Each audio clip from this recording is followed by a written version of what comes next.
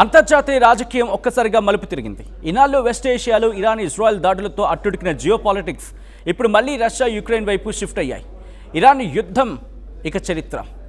ఇప్పుడు నా ఫోకస్ మొత్తం యుక్రెయిన్ యుద్ధంపైనే అంటూ ట్రంప్ సంచలన వ్యాఖ్యలు చేశాడు. యుద్ధాన్ని ముగించడమే కాదు, రష్యాపై ఆంక్షలు విధించేందుకు ట్రంప్ సంకేతాలు ఇచ్చాడు. ఫ్రాన్స్లో జరిగిన G7 కూటమి దేశాల సమావేశంలో ట్రంప్ చేసిన వ్యాఖ్యలు ఇప్పుడు ప్రపంచవ్యాప్తంగా హాట్ టాపిక్గా మారాయి. అసలు మిడిల్ ఈస్ట్ సంక్షోభం చల్లారుతున్న టైంలో ట్రంప్ యుక్రెయిన్ అంశాన్ని ఎందుకు తెర మీదకి తీసుకొచ్చాడు? ఇప్పటివరకు రష్యాపై అమెరికా ఎలాంటి ఆంక్షలు విధించింది? ట్రంప్ నెక్స్ట్ స్టెప్ ఏంటి? ఈ స్టోరీలో క్లియర్గా తెలుసుకుందాం. స్కిప్ చేయకుండా చివరి ఆఖరి వరకు చూడండి. హలో నమస్తే, వెల్కమ్ టు అవర్ స్ట్రీమ్. నేను సచిన్. ఇరాన్ ఇజ్రాయెల్ ఉద్రిక్తతలు పెరిగిన తర్వాత ప్రపంచ దేశాల దృష్టి మొత్తం మిడిల్ ఈస్ట్ పైనే పడింది. దీంతో యుక్రెయిన్ యుద్ధం అంతర్జాతీయ చర్చల్లో కొంత వెనక్కి వెళ్ళిపోయింది. కానీ ఇప్పుడు పరిస్థితి మారుతుంది. వెస్ట్ ఏషియా ఉద్రిక్తతలు కాస్త తగ్గుముఖం పట్టడంతో అమెరికా, యూరప్ దేశాలు మళ్ళీ యుక్రెయిన్ ఫైల్ను ముందుకు తెస్తున్నాయి. ట్రంప్ వ్యాఖ్యలు కూడా అదే విషయాన్ని స్పష్టం చేస్తూ ఉంది. యుక్రెయిన్ యుద్ధం మొదలై ఇప్పటికీ 4 ఏళ్లు చేరువైంది. అంటే దాదాపుగా 5 ఏళ్ళు అవుతూ ఉంది. ఈ నెక్స్ట్ ఇయర్కి ఇంకా 5 ఏళ్ళు పూర్తయిపోతుంది. ఈ కాలంలో లక్షలాది మంది సైనికులు, పౌరులు ప్రాణాలు కోల్పోయారు. వేల కోట్ల డాలర్ల నష్టం జరిగింది. యుద్ధం ఎంతకాలం కొనసాగితే అంతగా రష్యా, యుక్రెయిన్ మాత్రమే కాదు, ప్రపంచ ఆర్థిక వ్యవస్థ కూడా దెబ్బతింటూ ఉంది. అందుకే ఇప్పుడు పాశ్చాత్య దేశాలు రష్యాపై మరింత ఒత్తిడి పెంచి యుద్ధాన్ని ఒక కొలిక్కి తీసుకురావాలని భావిస్తూ ఉన్నాయి. ఫ్రాన్స్లోని ఎవియాన్ లే బేలో జరిగిన G7 కూటమి దేశాల సమావేశంలో డొనాల్డ్ ట్రంప్ పాల్గొన్నాడు. ఈ సమావేశంలో యుక్రెయిన్ అధ్యక్షుడు జెలెన్స్కీ కూడా హాజరయ్యాడు. అక్కడ ట్రంప్, జెలెన్స్కీ మధ్య ప్రత్యేక చర్చలు జరిగాయి.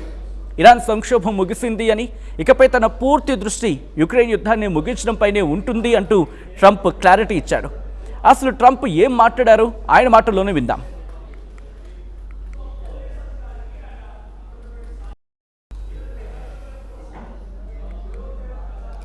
They lost 35,000 soldiers between the two. Think of it. This is on a monthly basis. They averaged 25,000 people, mostly soldiers, young, beautiful people.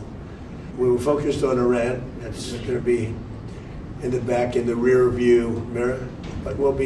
But the only reason I don't like to see 25,000 young people die every month. Every month, 25,000 people die. Young people, they're just starting their life. They go to this front and they get blown up. And Ukraine is losing a lot of people too. I mean, the whole thing is ridiculous. So,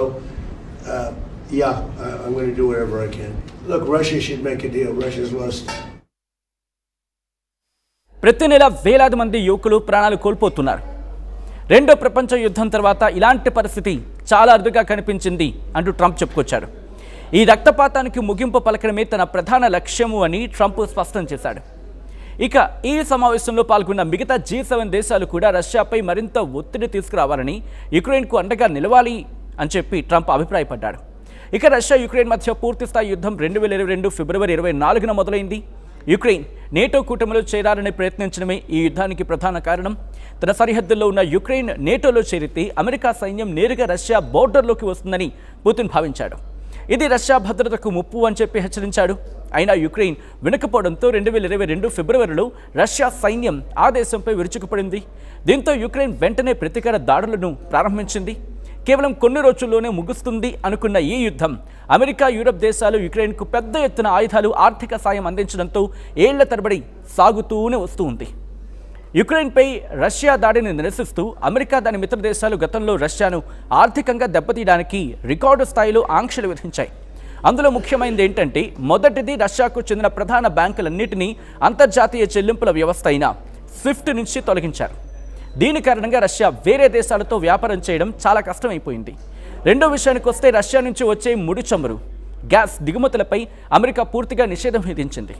Europe దేశాలు కూడా Russia ఆయిల్పై $60, అవును ఏకంగా $60 price cap పెట్టాయి. అంటే అంతకంటే ఎక్కువ ధరకు Russia చమురును ఎవ్వరూ కొనకూడదు అని నిబంధన తెచ్చాయి. ఇక మూడోది, రష్యా నుంచి వచ్చే బంగారం, సీ ఫుడ్, ఓడ్కా లాంటి వస్తువులపై భారీగా టారిఫ్స్ విధించింది ఈ దేశాలన్నీ కలిసి. అంతేకాదు, రష్యాకు ఎలాంటి అత్యాధునిక టెక్నాలజీ, మైక్రోచిప్స్ వెళ్లకుండా ఆంక్షలు కూడా పెట్టాయి. కానీ చైనా, భారత్ లాంటి దేశాలు రష్యా నుంచి చమురు కొనడం కారణంగా రష్యా ఎకానమీ పూర్తిగా పడిపోకుండా మేనేజ్ చేయగలిగింది. అయితే రష్యాపై ఒత్తిడి తీసుకురావడం ట్రంప్కు ఇదేం కొత్త కాదు. తన తొలి అధ్యక్ష పదవీ కాలంలోనే రష్యా సంస్థలు, వ్యాపారవేత్తలు, అధికారులపై ఆంక్షలు విధించాడు ట్రంప్. రష్యన్ స్టీల్, అల్యూమినియంపై అదనపు పన్నులు కూడా వేశాడు.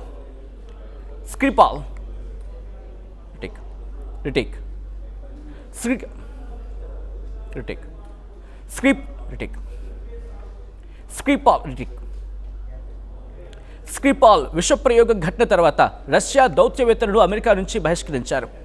నార్డ్ స్ట్రీమ్ 2 గ్యాస్ ప్రాజెక్టుపై కూడా తీవ్ర ఒత్తిడి తీసుకొచ్చారు. ఇక సెకండ్ టర్మ్లోనూ రష్యా చమురు కొనుగోళ్లను లక్ష్యంగా చేసుకుని ట్రంప్ కఠిన నిర్ణయాలు తీసుకున్నాడు. రష్యా నుంచి భారీగా చమురు కొనుగోలు చేస్తున్న దేశాలపై అదనపు టారిఫ్స్ విధించాడు. రష్యాకు ఆదాయం అందించే మార్గాలను మూసివేయడమే టార్గెట్గా ఆర్థిక ఒత్తిడిని మరింత పెంచాడు. అందుకే ఇప్పుడు ట్రంప్ మళ్ళీ ఆంక్షల గురించి మాట్లాడుతూ ఉండడంతో ప్రపంచ దేశాలు ఆసక్తిగా గమనిస్తూ ఉన్నాయి. రష్యాను దెబ్బతీయడానికి ట్రంప్ ఒక పక్కా ప్లాన్ వేశాడు.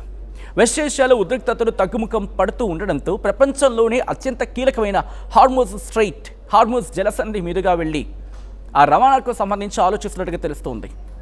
కానీ ట్విస్ట్ ఏంటంటే మళ్ళీ చమురు రవాణా యథావిధిగా భారీగా ఈ లైన్ కలపకూడదు తక్కువ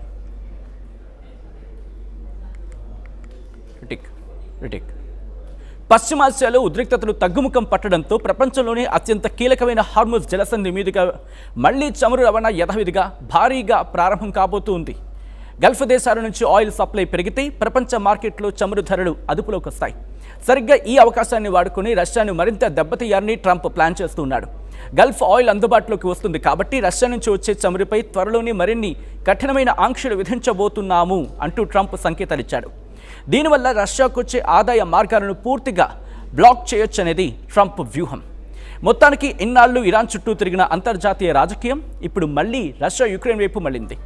రష్యాపై ఆంక్షలు పెంచుతామని ట్రంప్ ఇస్తున్న సంకేతాలు చూస్తూ ఉంటే పుతిన్ను ఆర్థికంగా కట్టడి చేసి యుద్ధాన్ని ఒక కొలిక్కి తేవాలనే కసి స్పష్టంగా కనిపిస్తోంది. మరి ట్రంప్ అనుకున్నట్లుగా రష్యాపై ఈ కొత్త ఆంక్షలు వర్కౌట్ అవుతాయా? యుక్రెయిన్ యుద్ధానికి త్వరలోనే ఎండ్ కార్డు పడుతుందా అనేది రాబోయే రోజుల్లో చూడాలి. మరి ఇరాన్ చాప్టర్ క్లోజ్ అయిందని ఇక రష్యా సంగతి తేలుస్తానంటున్న ట్రంప్ వ్యూహంపై మీ అభిప్రాయం ఏంటో కామెంట్ చేయండి. ఇలాంటి ఇంటర్నేషనల్ అప్డేట్స్ కోసం ఆర్ స్ట్రీమ్ని వెంటనే సబ్స్క్రైబ్ చేసుకోండి. ఈ వీడియో మీకు నచ్చినట్టయితే ఒక లైక్ చేయండి. ఈ వీడియో కనుక మీకు నచ్చినట్టయితే లైక్ చేయండి, షేర్ చేయండి.